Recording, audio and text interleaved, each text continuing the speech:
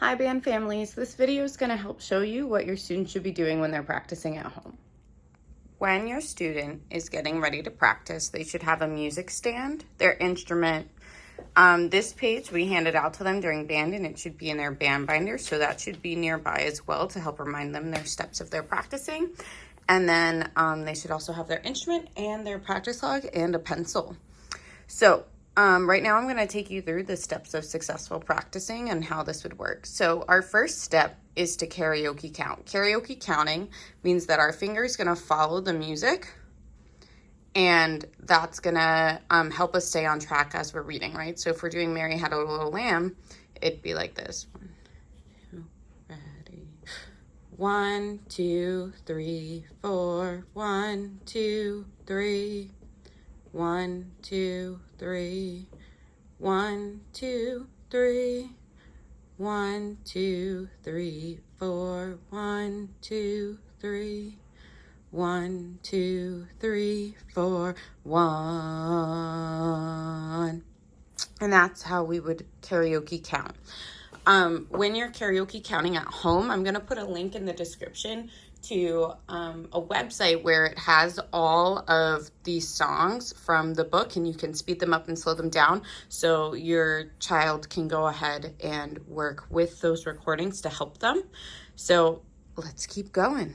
Next up would be letter naming, and I'm just going to do a few measures to show you how that works. So if we're doing Mary Had a Little Lamb, this is the flute part. You'd go D, C, B flat, C, D, D, D, C, C, C, D, D, D. Next up would be count and finger and letter name and finger. So for counting and fingering and letter naming and fingering, we want our instruments assembled, and then our fingers go on our instrument, and we practice doing the fingerings while we say the numbers or the letter names. So letter naming and fingering would be like this.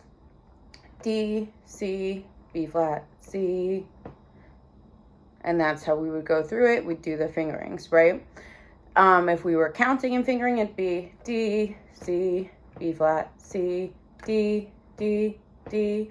Now, if you're not a flute player and your fingers can't be on the keys, maybe you're a trombone player, you should be doing the slide positions. French horn and trumpet and baritubas, our hands are on the valves. And if you're a percussionist, this is where you play your bell kit like a piano with your fingers for counting and fingering and letter naming and fingering. Next up is air playing. So if I'm playing flute, right, we'd go.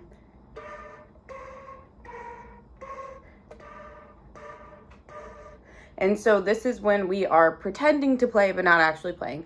Often in band we have the flute students air play like this because it's way easier for them to make a sound than other instruments when they're air playing.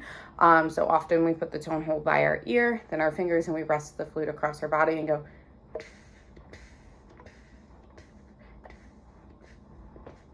And we work on air playing like that. Brass players, we do that exactly the same way. Percussionists, again, this is where you'd play your bell kit like a piano. Now, brass players have another step where this is buzzing. So brass players have this step of buzzing, a thumb, 2 fingers on our mouthpiece. And when we take our mouthpiece, we can go ahead and we can play like.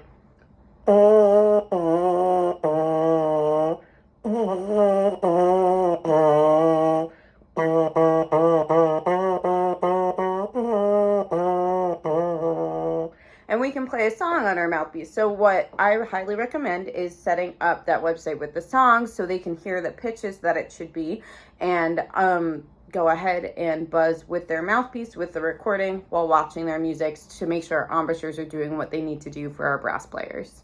So our next step would be to play our example. So if I were to play Mary Had a Little Lamb.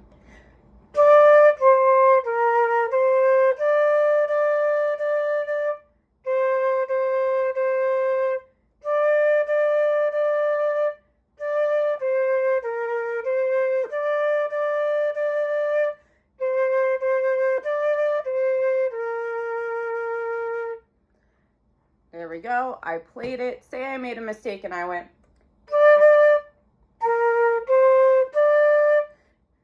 That's why I made a mistake. That's where I should stop. Work on that measure. Count, letter name, finger. Do all of those steps just on that one spot where I made the mistake. And then try it again.